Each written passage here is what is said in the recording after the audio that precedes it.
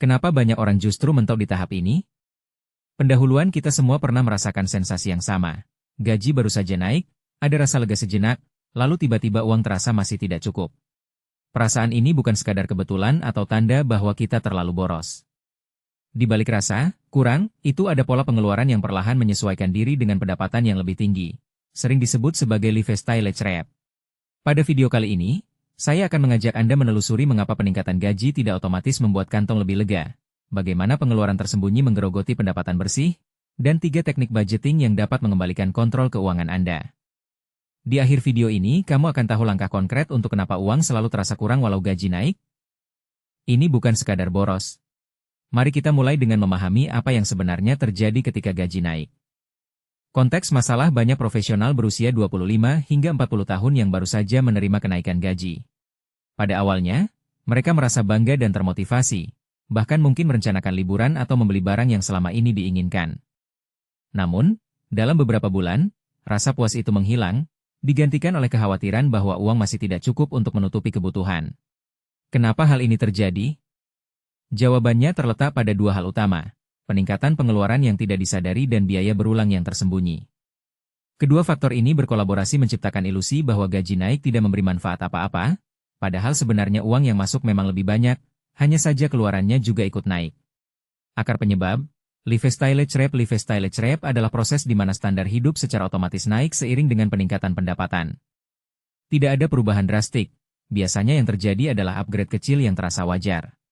Misalnya, setelah gaji naik, seseorang mungkin memutuskan untuk beralih ke layanan streaming premium, membeli kopi di kedai khusus setiap pagi, atau menyewa apartemen yang sedikit lebih besar. Semua perubahan ini tampak sepele, namun bila dijumlahkan, mereka dapat menyerap sebagian besar tambahan pendapatan. Yang lebih berbahaya, upgrade ini terjadi secara bertahap sehingga otak tidak menyadari akumulasi biaya tambahan.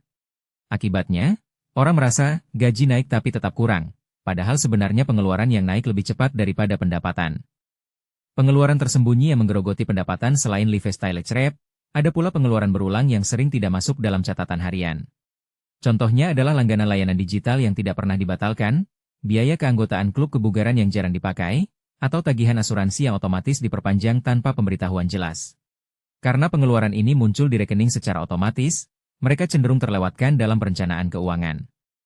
Bahkan biaya kecil seperti notifikasi premium pada aplikasi perbankan atau biaya administrasi kartu kredit dapat menambah beban bulanan. Jika tidak diidentifikasi, total pengeluaran tersembunyi ini dapat mengurangi pendapatan bersih hingga puluhan persen, mengurangi ruang manuver keuangan meski gaji sudah naik. Kerangka solusi, mengembalikan kendali finansial setelah mengidentifikasi 2 penyebab utama. Langkah selanjutnya adalah membangun kerangka solusi yang dapat menahan lifestyle trap dan mengeliminasi pengeluaran tersembunyi. Kerangka ini terdiri dari 3 pilar utama, menetapkan anggaran berbasis nol, melacak setiap pengeluaran secara real-time, dan mengotomatiskan tabungan. Penerapan ketiga pilar secara bersamaan akan menciptakan sistem yang menutup celah kebocoran uang, sekaligus memastikan setiap tambahan pendapatan dialokasikan secara strategis. Tidak ada satupun pilar yang dapat berdiri sendiri, mereka saling melengkapi. Anggaran berbasis nol memastikan tidak ada uang mengambang yang tidak terpakai. Pelacakan pengeluaran mengungkap kebocoran tersembunyi, dan otomatisasi tabungan menegakkan disiplin tanpa harus mengingatnya setiap bulan. Langkah praktis pertama, anggaran berbasis nol menuntut Anda mendistribusikan setiap rupiah yang masuk ke dalam kategori pengeluaran atau tabungan sehingga pada akhir bulan saldo menjadi nol. Proses ini dimulai dengan mencatat semua sumber pendapatan, termasuk gaji pokok, tunjangan, dan penghasilan sampingan. Selanjutnya, alokasikan dana untuk kebutuhan wajib seperti sewa, listrik, dan transportasi. Setelah kebutuhan dasar terpenuhi, tentukan persentase untuk tabungan jangka pendek, dana darurat, dan investasi. Sisanya dapat dialokasikan untuk keinginan, namun tetap dalam batas yang telah ditentukan. Penting untuk menyesuaikan persentase ini setiap kali gaji berubah. Misalnya, ketika gaji naik 10%, alokasikan tambahan tersebut ke tabungan atau investasi sebelum meningkatkan pengeluaran keinginan. Dengan cara ini, peningkatan pendapatan tidak otomatis mengalir ke gaya hidup baru, melainkan memperkuat fondasi keuangan. Langkah praktis kedua, pelacakan pengeluaran real-time setelah anggaran ditetapkan. Langkah selanjutnya adalah memastikan semua pengeluaran tercatat secara akurat. Di era digital, banyak aplikasi perbankan yang menyediakan notifikasi transaksi secara real-time. Manfaatkan fitur tersebut untuk mencatat setiap pembelian, baik itu kopi pagi, langganan streaming, atau pembayaran listrik. Jika aplikasi tidak menyediakan kategori otomatis, buatlah kebiasaan mencatat secara manual pada akhir hari. Dengan melihat pola pengeluaran setiap minggu, Anda dapat dengan cepat mengidentifikasi pengeluaran yang tidak konsisten dengan anggaran, seperti peningkatan frekuensi makan di luar atau pembelian barang impulsif. Ketika menemukan pola tersebut, lakukan penyesuaian segera, misalnya dengan mengurangi frekuensi atau mencari alternatif yang lebih ekonomis. Pelacakan real-time juga membantu menemukan biaya tersembunyi. Misalnya, jika ada potongan otomatis untuk layanan yang tidak lagi dipakai, Anda dapat membatalkannya sebelum menumpuk. Langkah praktis ketiga, otomatisasi tabungan. Kebiasaan menabung seringkali terhambat oleh rasa malas atau keinginan untuk menghabiskan uang yang tersedia. Otomatisasi tabungan menghilangkan faktor keputusan manusia dengan memindahkan dana secara otomatis ke rekening tabungan atau investasi pada hari yang sama dengan tanggal gaji masuk. Pilih persentase atau jumlah tetap yang akan dipindahkan, misalnya 20% dari gaji. Pastikan rekening tujuan memiliki akses mudah namun tidak terlalu mudah diakses sehingga tidak tergoda untuk menariknya kembali. Kalau pola ini mulai terlihat, kamu bisa memperbaikinya dari bagian yang paling dekat dengan hidupmu. Otomatisasi ini tidak hanya memastikan konsistensi menabung, tetapi juga memaksa Anda menyesuaikan gaya hidup dengan sisa dana yang tersedia setelah tabungan dipotong. Contoh penerapan di kehidupan nyata. Bayangkan seorang analis keuangan berusia 30 tahun bernama Rina. Gajinya naik dari 5 juta menjadi 6 juta per bulan setelah promosi. Pada awalnya, ia memutuskan untuk berlangganan layanan streaming premium, membeli kopi di kafe khusus setiap pagi, dan mengganti motor lama dengan motor baru yang lebih mahal. Ia juga tidak menyadari bahwa ia masih membayar keanggotaan klub kebugaran yang jarang dipakai. Setelah 3 bulan, ia merasa uang masih tidak cukup. Rina kemudian menerapkan 3 pilar solusi. Pertama, ia menyusun anggaran berbasis nol, mengalokasikan 25% untuk tabungan dan investasi, 10% untuk dana darurat, 30% untuk kebutuhan wajib, dan sisanya untuk keinginan. Kedua, ia mengaktifkan notifikasi transaksi pada aplikasi bank dan mencatat setiap pembelian kopi, menemukan bahwa ia menghabiskan 300.000 per bulan untuk kopi yang sebenarnya dapat diganti dengan kopi rumahan seharga 100.000. Ketiga, ia mengatur transfer otomatis sebesar 1 juta ke rekening tabungan investasi pada hari pertama gaji masuk. Dalam waktu 2 bulan, Rina berhasil menurunkan pengeluaran kopi, membatalkan keanggotaan kebugaran, dan menambah saldo tabungan sebesar 2 juta. Hasilnya, meskipun gaji naik, ia kini memiliki surplus yang dapat dialokasikan untuk tujuan jangka panjang, bukan hanya menutupi gaya hidup baru. Kesalahan umum yang harus dihindari. Menerapkan teknik budgeting tidak selalu mulus. Ada beberapa jebakan yang sering membuat orang kembali ke pola lama. Salah satu kesalahan paling umum adalah menetapkan persentase tabungan yang terlalu ambisius tanpa menyesuaikan kebutuhan wajib terlebih dahulu. Jika tabungan mengambil porsi terlalu besar, Anda akan terpaksa mengurangi kebutuhan penting atau menunda pembayaran tagihan, yang pada akhirnya menimbulkan denda atau stres. Kesalahan lain adalah mengandalkan satu kali review anggaran saja. Anggaran harus bersifat dinamis. Jika ada perubahan pendapatan atau pengeluaran tak terduga, Anda harus menyesuaikannya segera. Selain itu, banyak orang menunda pelacakan pengeluaran dengan alasan, nanti saja. Penundaan ini membuat data tidak akurat dan mengaburkan pola kebocoran. Terakhir, otomatisasi tabungan dapat menjadi tidak efektif bila Anda tidak memantau saldo rekening secara berkala. Jika terjadi penarikan tak terduga, Anda tidak menyadarinya sampai akhir bulan. Menghindari kesalahan ini membutuhkan disiplin, evaluasi rutin, dan kesiapan untuk menyesuaikan strategi bila diperlukan. Cara mengukur keberhasilan implementasi. Agar yakin bahwa perubahan yang Anda lakukan memberikan hasil, Anda perlu menetapkan indikator keberhasilan yang dapat diukur secara objektif.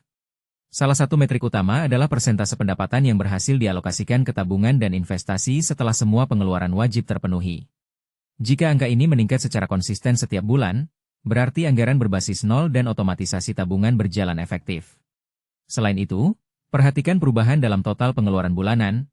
Penurunan pengeluaran tidak terduga atau biaya tersembunyi menunjukkan keberhasilan pelacakan real-time. Langkah berikutnya adalah memilih satu perubahan realistis yang bisa kamu jalankan lebih konsisten. Evaluasi ini sebaiknya dilakukan setiap akhir bulan, dengan membandingkan data aktual terhadap target yang telah ditetapkan. Jika terdapat selisih signifikan, analisis penyebabnya dan lakukan penyesuaian pada alokasi dana atau cara pelacakan. Langkah selanjutnya, memperkuat kebiasaan keuangan. Setelah Anda berhasil menstabilkan keuangan dengan 3 pilar utama, langkah berikutnya adalah memperkuat kebiasaan yang telah terbentuk. Salah satu cara adalah dengan menambah tujuan keuangan jangka menengah, misalnya menyiapkan dana pendidikan anak atau menabung untuk membeli properti. Menetapkan tujuan yang lebih spesifik akan memotivasi Anda untuk terus mempertahankan disiplin anggaran. Selain itu, Pertimbangkan untuk melakukan review tahunan terhadap struktur anggaran, menyesuaikan persentase alokasi sesuai dengan perubahan prioritas hidup, seperti pernikahan, kelahiran anak, atau perubahan karir. Dengan menyesuaikan strategi secara periodik, Anda menghindari stagnasi dan tetap fleksibel menghadapi dinamika keuangan pribadi. Risiko umum yang perlu diwaspadai meskipun teknik yang dibahas cukup robust, tetap ada risiko yang harus diwaspadai. Salah satunya adalah inflasi yang dapat menggerus daya beli, sehingga alokasi yang sebelumnya cukup untuk kebutuhan wajib menjadi tidak memadai. Untuk mengantisipasi hal ini, sisipkan komponen penyesuaian inflasi dalam anggaran, misalnya dengan menambah persentase untuk kebutuhan pokok setiap kali terjadi kenaikan harga signifikan. Risiko lain adalah perubahan pendapatan yang tidak terduga, seperti pemotongan gaji atau kehilangan pekerjaan. Dalam skenario tersebut, memiliki dana darurat yang cukup, idealnya 3-6 bulan pengeluaran wajib, akan menjadi penyangga utama. Jika dana darurat belum mencukupi, prioritaskan menambahnya sebelum meningkatkan alokasi ke investasi berisiko tinggi. Terakhir, jangan mengandalkan satu sumber pendapatan saja. Diversifikasi penghasilan, misalnya melalui freelance atau investasi, dapat mengurangi ketergantungan pada gaji utama. Evaluasi hasil dan penyesuaian berkelanjutan setelah beberapa bulan menjalankan sistem baru. Lakukan evaluasi menyeluruh. Mulailah dengan memeriksa kembali semua catatan transaksi. Pastikan tidak ada lagi biaya tersembunyi yang terlewat. Selanjutnya, bandingkan total tabungan yang terkumpul dengan target yang telah ditetapkan pada awal proses.